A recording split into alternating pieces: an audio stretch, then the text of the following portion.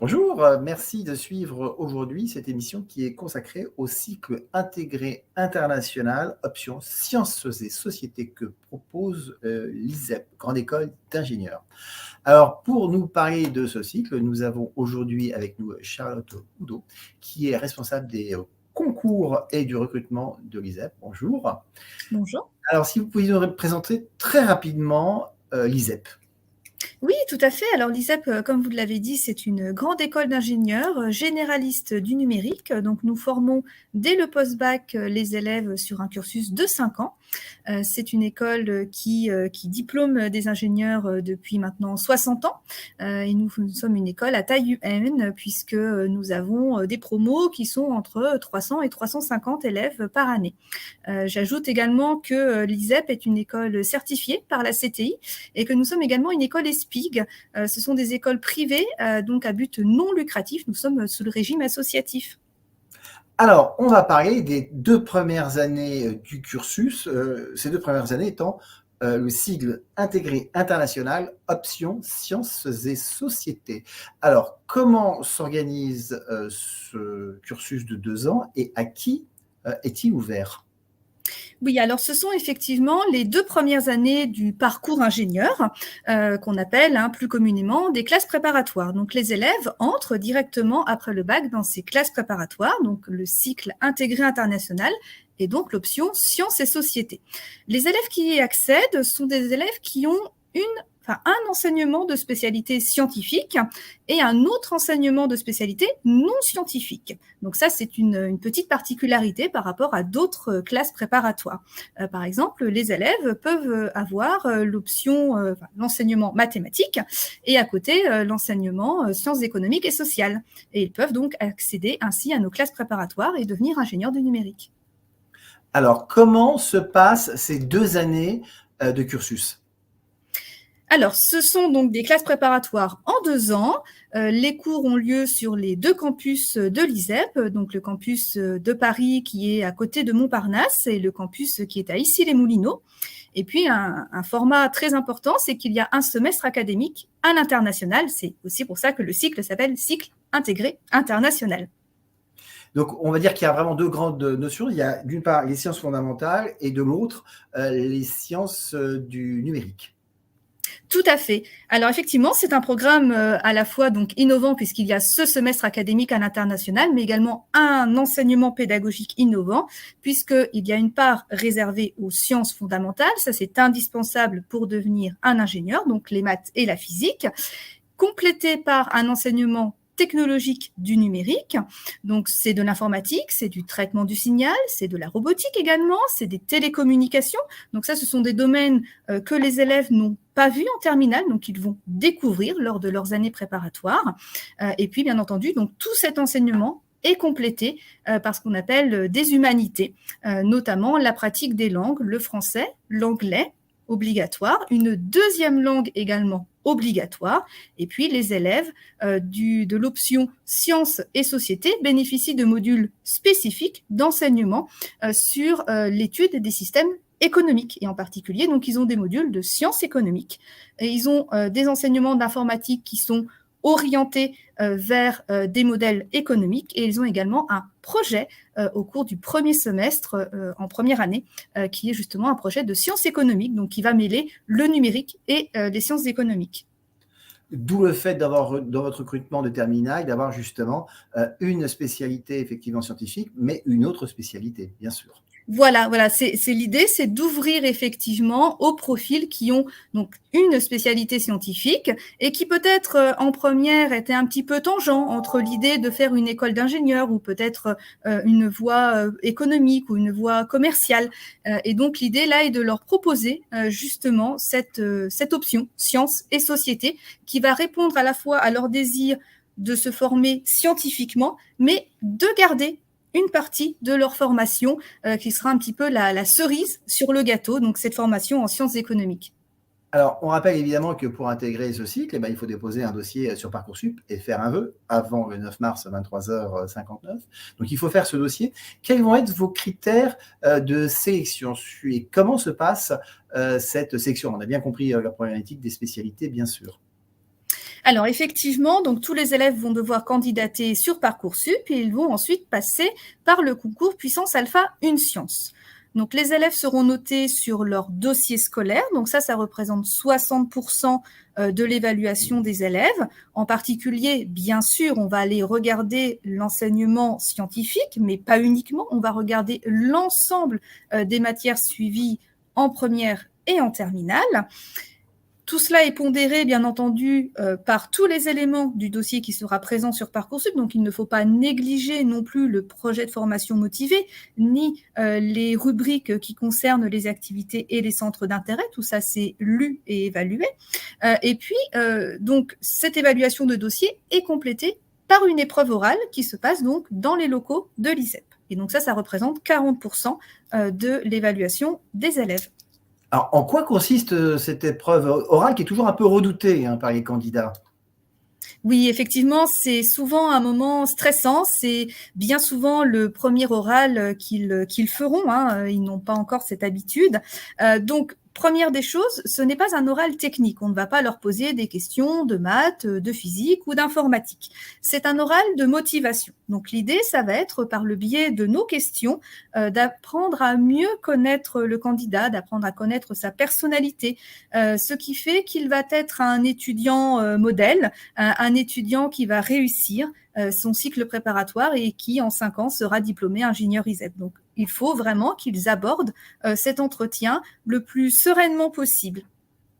Bon, c'est pas toujours facile de ne pas être stressé sur un tel entretien. Tout à fait. Alors, voilà, il faut effectivement qu'ils abordent ça le plus sereinement possible. Ce n'est pas très évident, d'autant plus que ils vont découvrir, lors de leur arrivée sur leur campus, le jury qui va les examiner. Et souvent, ce sont des enseignants ou des enseignants-chercheurs, donc ça peut être encore un stress supplémentaire. Je leur conseille, avant d'arriver à l'entretien, de préparer une petite présentation de sorte à organiser leurs idées de manière à ce qu'ils se présentent la manière la plus fluide et puis qu'ils, parmi toutes leurs activités ou leur voyage à l'international par exemple, qu'ils sélectionnent une activité ou un voyage qu'ils souhaitent mettre en valeur lors de cet entretien. Alors, une particularité de ce cycle, en dehors de l'aspect pédagogique, c'est qu'il y a une proportion de jeunes femmes assez importante, beaucoup plus importante que dans les autres écoles d'ingénieurs. Tout à fait. Alors ça, c'est effectivement une particularité de cette option sciences et sociétés qu'on ne retrouve pas dans nos autres classes préparatoires. Il faut dire que ce programme sciences et sociétés plaît beaucoup aux jeunes filles. C'est pratiquement 40% de jeunes filles dans cette section, donc c'est vraiment très impressionnant et c'est très positif. D'une part parce que dans l'ambiance de la classe, dans l'ambiance de travail également, on a remarqué vraiment une différence par rapport à nos autres classes préparatoires. Donc, c'est vraiment très positif et nous encourageons bien entendu les jeunes filles à poursuivre des études scientifiques et des études d'ingénieur. Elles ont beaucoup à apporter à ce domaine. Alors, il y a un point que vous avez abordé très rapidement, qui est l'internationalisation de ce cycle, puisqu'il y a quand même, lors de la 2e année, un semestre entier à faire à l'international. Alors, comment ça se passe ? Alors tout à fait, effectivement, donc les élèves ont le choix parmi plusieurs destinations et ils ont donc un véritable semestre académique. Ce n'est pas un semestre de voyage, c'est un véritable semestre académique qui est fait à l'international. Donc première des choses, qui dit semestre à l'international dit forcément enseignement en anglais. Donc les élèves ont toute leur première année de classe préparatoire pour se perfectionner en termes de niveau d'anglais.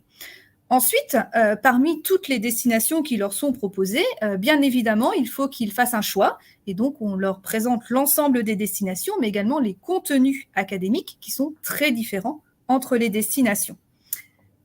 Alors, puisque vous parlez de destinations, est-ce qu'il y a des destinations qui sont plus demandées que d'autres ? Sur les destinations qui sont les plus demandées, en fait, comment se fait le choix ? Et est-ce que vous êtes présent, je vais dire, sur tous les continents ? Alors oui, on est présent un petit peu partout. Donc, on a des destinations en Europe, on a des destinations en Asie, on a aussi une destination au Canada, par exemple. En fait, les élèves, finalement, émettent des vœux durant leur première année de filière préparatoire. et eh bien, ils sont classés au mérite. Donc, c'est-à-dire qu'on va venir observer leurs résultats en fin de première année post-bac et on va les classer en fonction de leur moyenne. Donc, bien évidemment, on encourage nos élèves, dès leur rentrée à l'ISEP, à se mettre au travail et à obtenir les meilleures notes possibles. Comme ça, ils ont bien entendu la destination qu'ils souhaitent. Mais voilà, un petit point quand même, c'est que les destinations sont tellement variées. Hein. On a des destinations en Europe, on a Prague, par exemple, on a le Pays de Galles, on a la Chine, on a la Corée, on a le Canada, je vous l'ai dit. Donc, en fait, les élèves se répartissent quand même assez naturellement dans toutes ces destinations. Donc, il n'y a pas vraiment de tension sur une destination plus qu'une autre. Donc, voilà, ça nous aide aussi un petit peu, nous, quand on est en jury. Et surtout, ça permet aussi que les élèves ne soient pas trop déçus. Parce que voilà, on aurait une majorité d'élèves vers une destination et puis les autres seraient boudés. Non, c'est pas ce qu'on observe pour le moment. Alors, précision, pour ces destinations, y compris peut-être le Canada, les cours se font en anglais? Tout à fait. Alors oui, c'est l'objectif de ce semestre académique, c'est de suivre des cours en anglais. L'idée étant que les élèves se perfectionnent déjà durant leur première année de classe préparatoire et ensuite donc eh ben, ils vont acquérir des compétences supplémentaires en pratique de la langue anglaise. Et cette fois-ci, ce n'est pas uniquement de la conversation en anglais, mais c'est bien des enseignements académiques. Donc, ça va leur donner une aisance beaucoup plus forte dans cette langue et ce qui va leur servir, bien entendu, ensuite en cycle ingénieur et après dans leur vie professionnelle. Alors, comment cela se passe-t-il à l'issue de ce cycle? On est admis automatiquement sur le cycle de 3 ans pour arriver à un diplôme Bac+5. Est-ce qu'il y a un concours? Est-ce que c'est un contrôle continu qui se fait tout au long des 2 années? Voilà, comment ça se passe? Alors en fait, c'est une classe préparatoire intégrée, donc c'est-à-dire qu'il n'y a pas de concours en fin des 2 années de classe prépa. Par contre, les élèves sont évalués donc tout au long des classes préparatoires par le biais du contrôle continu. Donc ça passe par des devoirs sur table, des interrogations. Donc ça, ce sont des formats qu'ils connaissent puisqu'ils les ont déjà connus au lycée.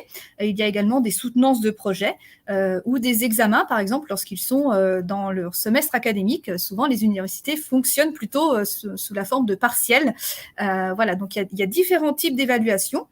Tout cela est regardé chaque semestre et les élèves donc valident leurs modules. Et si tous les modules sont validés, eh bien, ils passent sans concours en cycle ingénieur pour une durée de 3 ans. Alors là, nous sommes à quelques jours de la clôture de Parcoursup, le 9 mars, voire quelques heures pour ceux qui vont nous regarder en replay, avec des choix qui peuvent se faire entre prépa en 2 ans ou école effectivement à prépa intégrée. Qu'est-ce que vous avez envie de dire à ceux qui hésitent? Quel argument principal vous avez envie de donner pour qu'on rejoigne votre cycle intégré international? Alors, première des choses, c'est vraiment l'idée que dès la première année post-bac, les élèves vont avoir des enseignements qui vont être dans les technologies du numérique. Et ça, c'est quelque chose que les élèves ne vont pas retrouver s'ils rejoignent des classes préparatoires classiques où les enseignements sont plus généralistes. Donc, si les élèves souhaitent s'intéresser tout de suite à l'informatique, à la robotique, à la télécommunication, au système embarqué, il faut rejoindre le cycle intégré international. Et j'ajoute qu'il y a également donc ce semestre à l'international qui est aussi l'un des points forts de ce cycle et qui n'est pas possible lorsque l'on rejoint une classe prépa concours. Deuxième point, c'est bien sûr le fait d'appartenir à une école. Ce sont des classes intégrées, donc les élèves font partie de l'ISEP. Ils bénéficient donc de toutes les ressources de notre école. En particulier, donc, ils peuvent adhérer aux associations de l'école. Ce sont des associations sportives, par exemple, des associations humanitaires. Ils peuvent également faire partie du bureau des élèves. Donc, il y a pas mal d'engagements à effectuer. Et puis, ils prennent également connaissance avec les alumni, donc les diplômés de l'école, qui vont par la suite donc les aider pour leur recherche de stage, par exemple. Charlotte Oudot, merci pour cet échange. Et on rappelle que si vous voulez faire un vœu ISEP, c'est avant mardi 9 mars, 23h59. Bonne journée et à bientôt pour d'autres échanges. Au revoir. Au revoir.